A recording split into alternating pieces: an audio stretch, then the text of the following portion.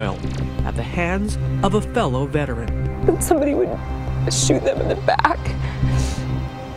He didn't have any chance. But tonight, the hero we didn't know, the sniper's wife, the American wife, Taya Kyle, reluctantly drawn into the spotlight. It's like my life lately has been the volume turned up all the way. I'm here. Your family is here. Your children have no father. You'll have to serve my country. Behind the public persona, Taya lives in a very private world. Tonight, she's inviting us in. Is it difficult coming back now? I don't know, once we get to the place that it all happened, I don't know how I feel. I haven't been back. I've only been there once. A journey with Taya Kyle back to the darkest days in her love story with her husband. On an emotional drive into the North Texas Hill Country, winding our way over creek beds, through prairies of blooming bluebonnets, miles of range bounded by barbed wire. We always felt like it was one of the best places on earth, honestly. It's so serene. It is. I mean, it's horrible what happened, period, but in such a beautiful, peaceful area. 2020 cameras allowed access for the first time to the scene of the crime that shocked America, the gun range where Chris Kyle lost his life. As a way of comforting myself, in some ways, I just thought, well, at least it was maybe peaceful, and you didn't see it coming. A brave Taya Kyle, about to confront the ghost of an unimaginable loss. You ready to do this? Good.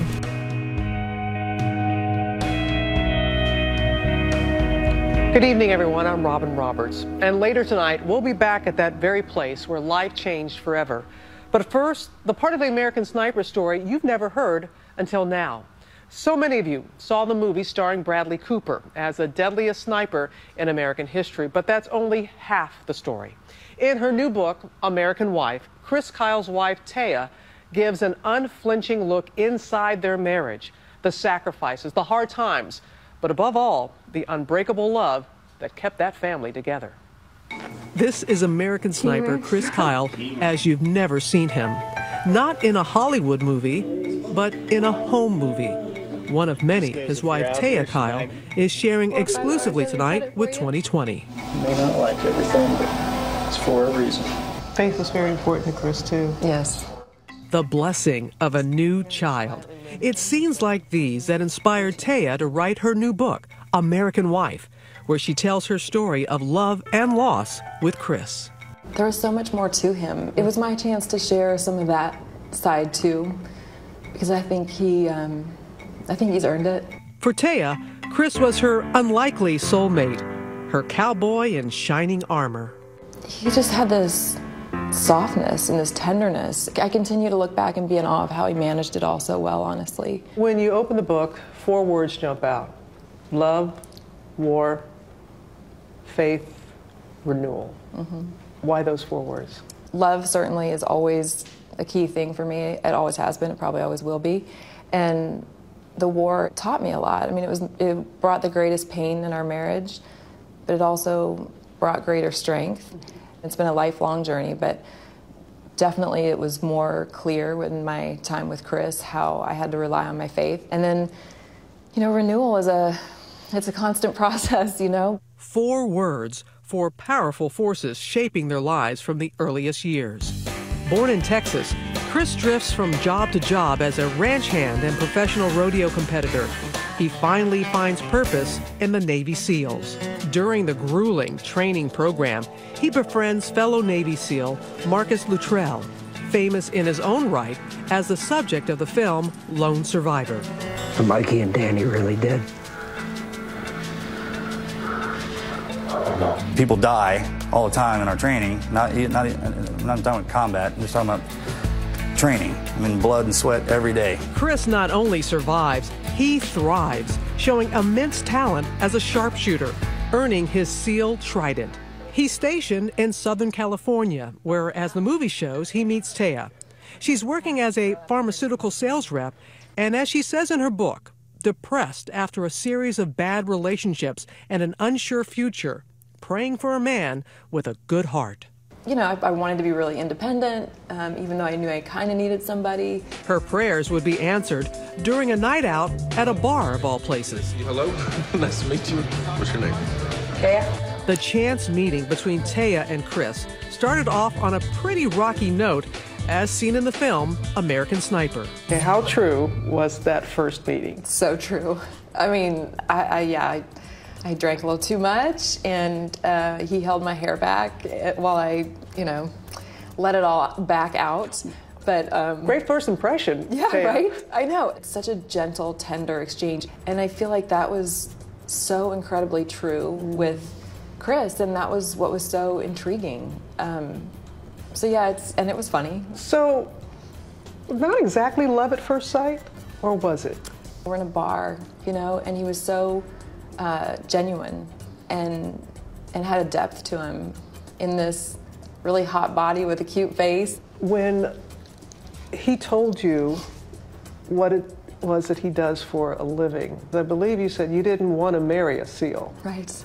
Where are you going? Well, I was just gonna go home because you said you wouldn't date a SEAL, so. Said I'd never marry one. My faith is different now because I think God has a plan. You can really try hard to think you know what's going to happen, but I don't think any of us do. And no, it wasn't my plan, but I'm so glad I did. So when did you know in your heart that he was the one? It was just little by little. He was so nice, really. I mean, just so nice and supportive. He made me feel like he was excited to talk to me, to see me, and it was just this simple, fun, deep person. On March 16th, 2002, Chris and Taya wed on a sunny California day, exchanging inscribed wedding bands. Taya wrote on Chris's ring, "My life, my love," and he wrote, "All of me," on her ring. But from day one, Chris is torn between love for his country and love for his family. They have to cut their honeymoon short because Chris is called up for duty. Marcus Luttrell's wife, Melanie, is a dear family friend. I mean, they loved each other passionately. I think there was a lot of sometimes ups and downs through different events, but they're going to stay strong together afterwards. The struggle between family and military service would continue to test their marriage. But when he is home, Chris is committed to their growing family. A son who Chris immediately nicknamed Bubba. Give me a hug. And a daughter nicknamed Angel. That commitment, undeniable. It's these stolen moments that Taya treasures most. What kind of father was he? Amazing. Truly, I truly don't think there's a better example of what a father should be than him. I can barely think of a day. You know, there may have been less than 10 in our whole lives that I remember him not laughing with those kids, no matter what kind of day he had. Here's a perfect day shot by Taya. Chris roughhousing Navy SEAL style with Bubba, who can't get enough. And a game they call Poke the Bear, which inspired the filmmakers. Like a beast, right? Like what?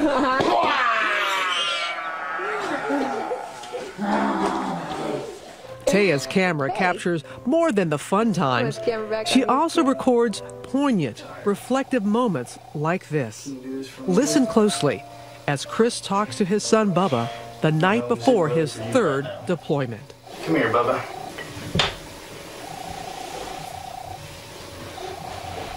We'll read 2 more and then you can go to bed. It's just so later. When I'm gone, you can look at the tape.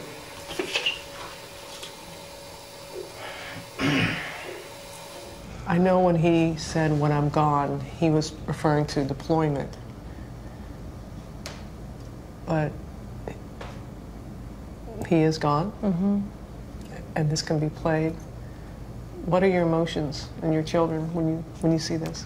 I know that there was a part of him that also was referring to being gone for good, and that was always a possibility. When it came down to would he be okay with dying on the battlefield, absolutely.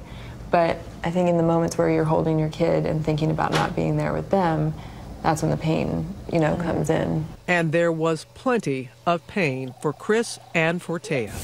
When we come back, trouble in the marriage and what the home movies would reveal about a family in crisis. What's this year going to bring for you? Sickness, misery, bankruptcy.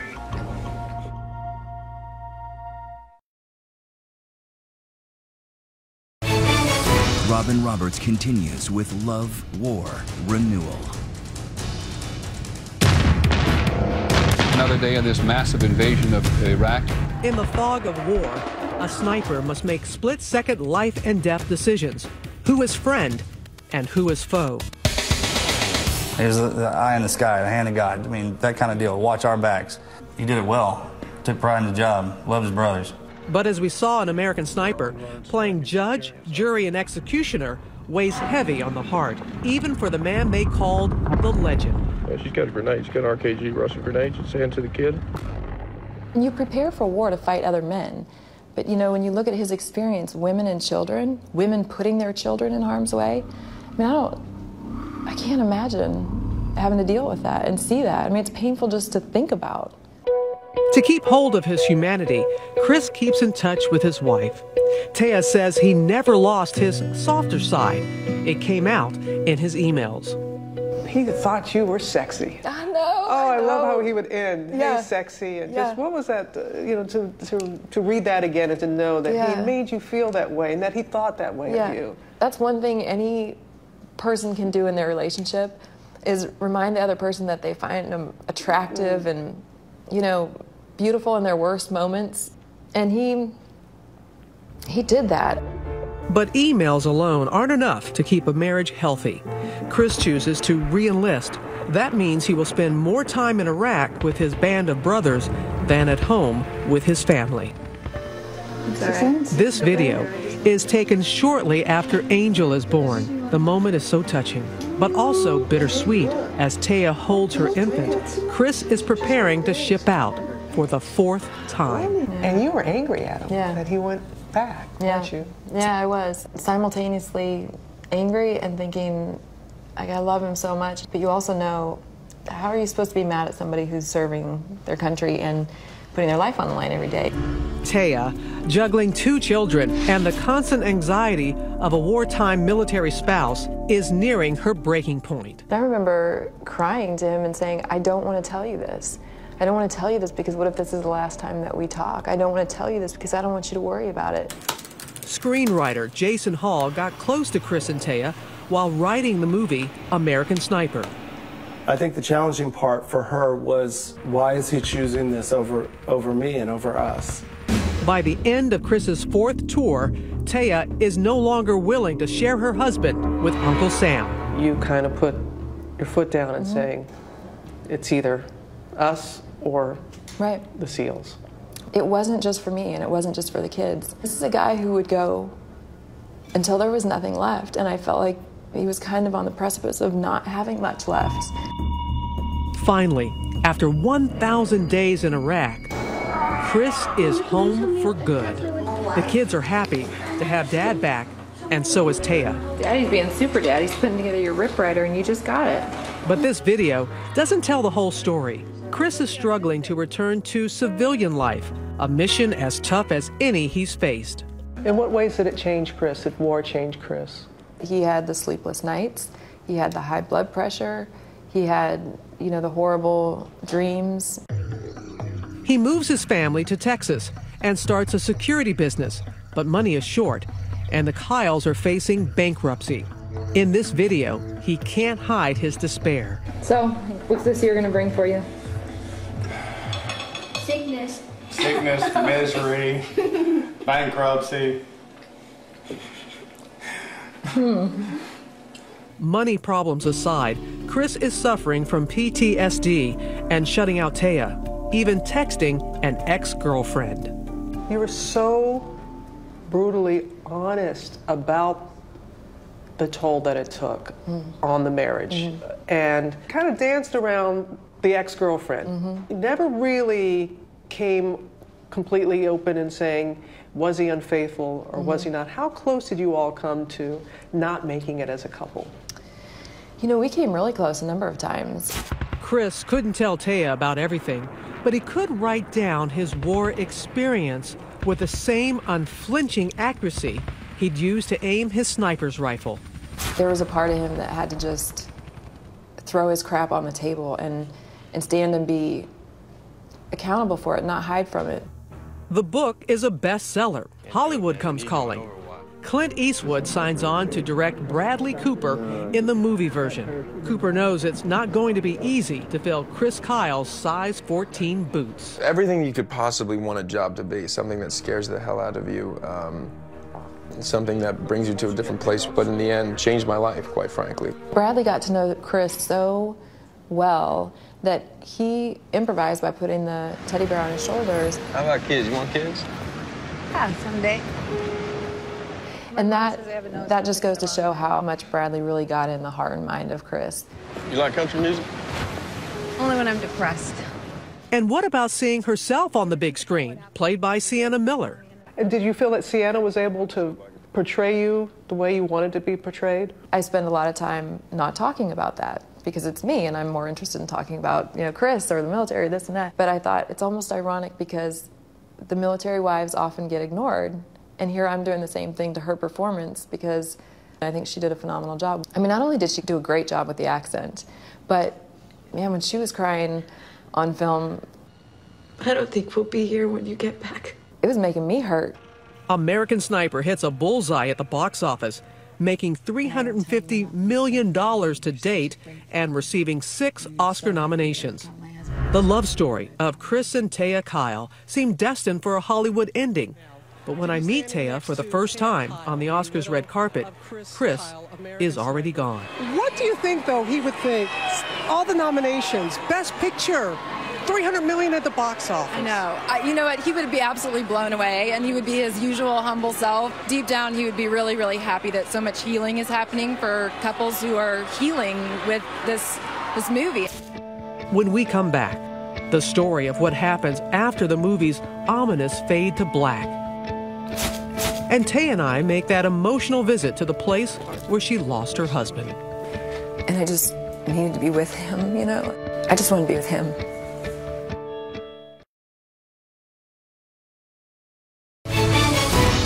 '20 continues. Once again, Robin Roberts.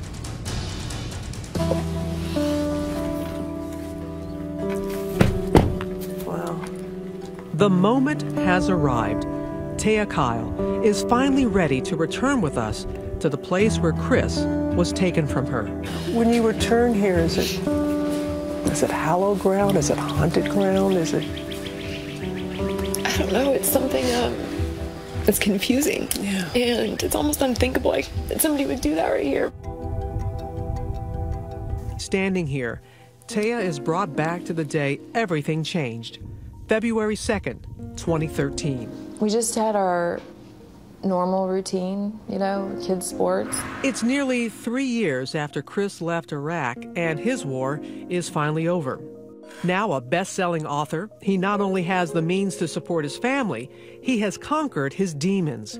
Here is the family, happy on vacation at the Grand Canyon.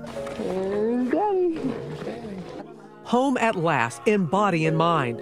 He has even begun helping fellow vets adjust to civilian life, bringing them to shooting ranges like this to relax and open up. You can still make a difference in this nation by the things that you do in your day-to-day life. One life that needed saving, Eddie Ray Ralph, a Marine who served in Iraq and in Haiti after the deadly earthquakes. When he got home, his life spun out of control. Violent episodes, even threats of suicide. Ralph's mother reached out to Chris for help. And even though Chris had never met Ralph, he agrees. Chris was going to go do something charitable and kind and something he really didn't have time for. He's one of those guys that made time. That brisk February morning, Chris asked his best friend, Chad Littlefield, to come with him and Ralph here to the Rough Creek Lodge gun range, a hunting resort about 2 hours southwest of Dallas. But when Chris and Chad pick up Ralph in Chris's big black truck around 1 in the afternoon, Ralph is wary and the feeling is mutual. The strange man in the back seat set off alarm bells for Chad and Chris. While driving, Chris texts Chad, "This dude is straight up nuts." Chad responds, "He's right behind me, watch my 6." Military slang for watch my back. Still, when they arrive at the range, Chris goes ahead with the day's plan. Chris was definitely in the front, and Chad was behind. And I know that he had just shot some Old West kind of replica guns, and both of them were empty. Ralph waits until Chris has fired all his shots downrange and guns down Chad. Then, before Chris knows what's happening, Ralph shoots him 6 times, all in the back.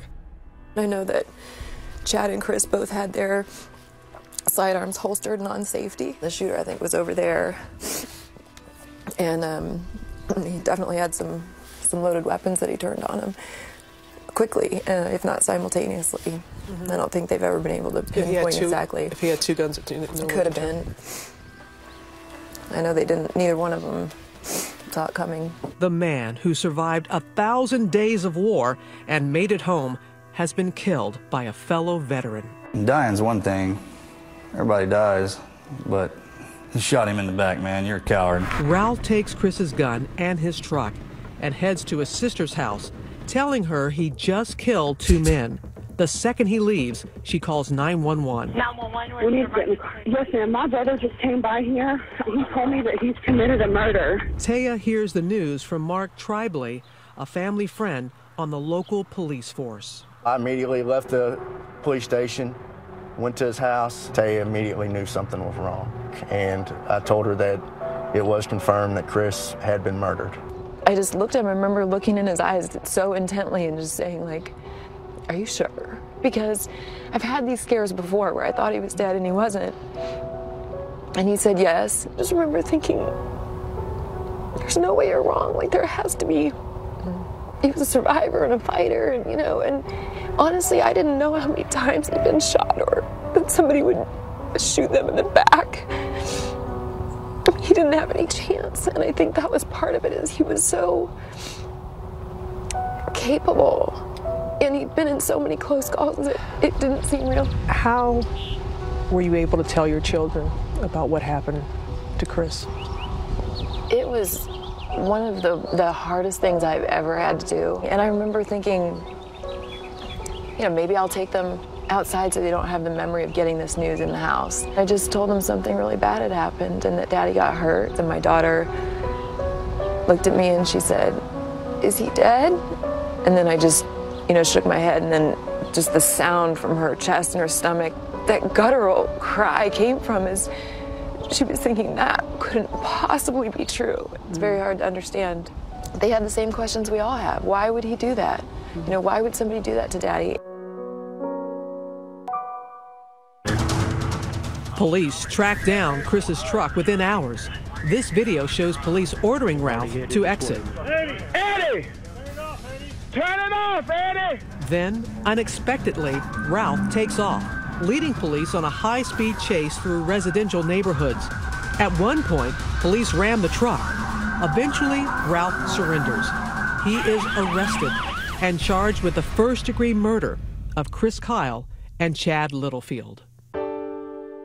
9 days later, a rainy, gray day in Dallas, thousands file into AT&T Stadium, home of Chris's beloved Dallas Cowboys, to pay their respects to a fallen American hero.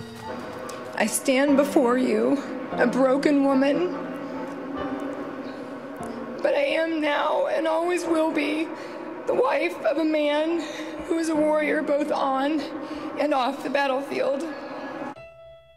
Chris Kyle's funeral procession to the Texas State Cemetery, providing the movie's poignant final moments. The pictures taken from real life, like these unforgettable images captured by ABC stations KVUE and WFAA. The drive to Austin, to the cemetery. It was 200 miles of people lined in the streets and on every overpass, and bagpipers, and people stopped on the other side of the freeway. I mean, it was that feeling of patriotism and acceptance, and that goes right in line with Chris's life. Today, Taya still has mixed feelings about this place where her husband spent so much time. For him to lose his life in that manner has to just, he must look to the heavens and some going, are you kidding me? Yeah. I mean, he didn't even have a bullet in his gun. Right. Didn't even have a chance. Right. And I guess when I try to comfort myself, I think if God had gone to Chris and said, hey, if I can take your life, I'll inspire a lot of people. Are you willing? I feel like he probably would have said yes, you know?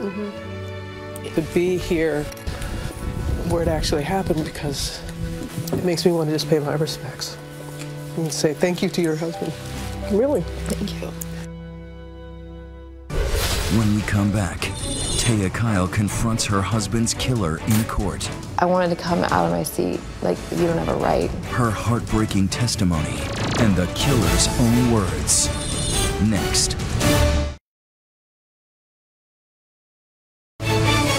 We continue with Robin Roberts and the Taya Kyle story. In the dusty West Texas town of Stephenville, cowboy capital of the world, all rise. Taya Kyle comes to bear witness as the man who killed her husband is brought to justice. This matter styled State of Texas versus Eddie Ray Ralph. 2 years later, Ralph looks very different. He's heavier and neatly dressed. What was it like being in that courtroom with him? You know, some of the pictures when it was autopsy type pictures and he'd be staring at them, I wanted to come out of my seat. Like, don't you dare look at them in that vulnerable state. You don't have a right. It's a challenge for Taya just to be here. The 2 years since Chris was taken from her have been the darkest of her life.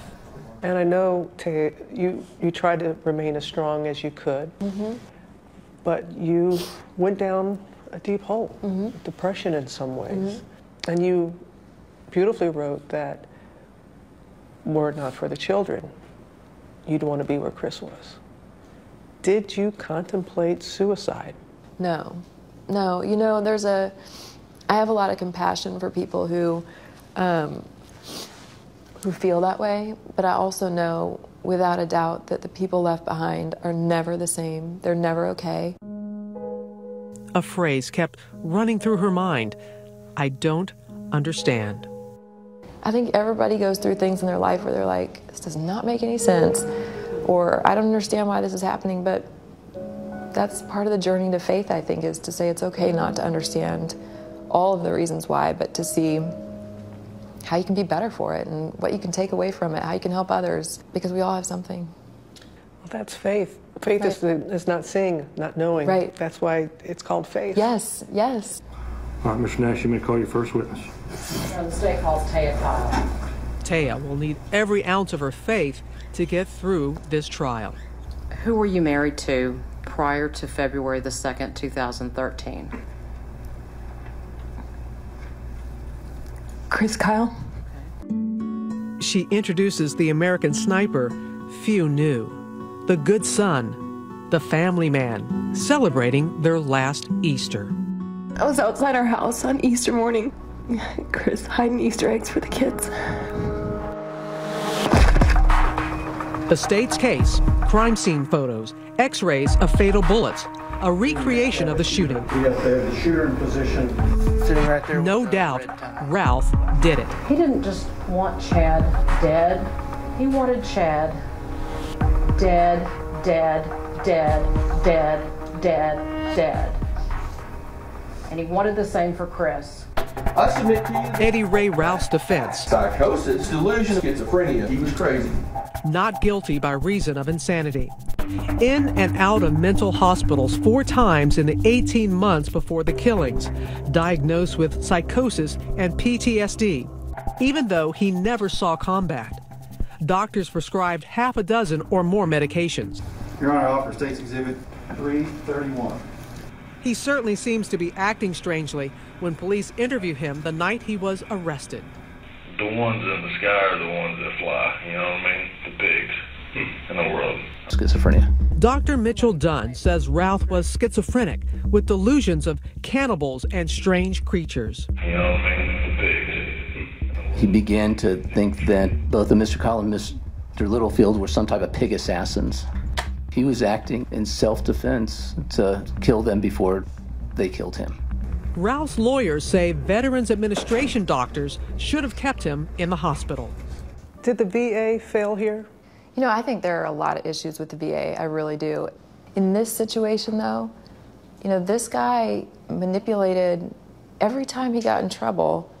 He used some sort of excuse. It is time for The jury heads off with these words ringing in their ears. This defendant gunned down 2 men in cold blood, shooting them in the back in our county. Find him guilty. Jurors deliberate together, pray together, and then decide. The way he carried out these murders and then in his actions afterwards. The reloading of the gun, the taking the truck. He ran from the police. He may have had some mental issues, but I don't think it rose to the level of that he didn't know what he was doing was wrong. I've been advised the jury has reached a verdict in this matter. Is this correct? Mr. Ralph, if you'll please stand. We, the jury, find the defendant Eddie Ray Ralph guilty of the felony offense of capital murder as charged. The sentence is automatic, life without parole. When we come back, can Taya ever forgive? It's a struggle at times. Right. I mean, that he took something. And she considers the possibility of new love. But you even said, Taya, that you heard Chris saying he wants you to allow yourself to find another love. Stay with us.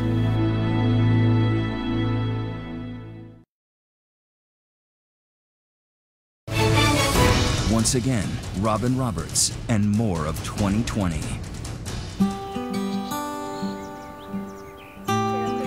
This is your home. You're very private about it, and rightfully so. It is springtime in Texas, and Taya Kyle invites us to her new home. So are you at peace here?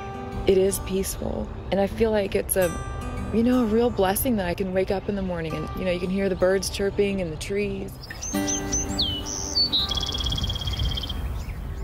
The trial seems far away, but her feelings about the man who took her husband's life are ever present. I had a friend tell me, showed in the Bible that there are stories where he forgives the person immediately, but there's still a consequence for their actions, and sometimes it's long term. And I needed to hear that because I was thinking forgiveness meant it's okay. No, forgiveness, and that's the thing. When you don't forgive, you're hurting yourself, not that person, because you feel like if you're forgiving that person, that you're letting them off the hook. Right. No, you're not. Right.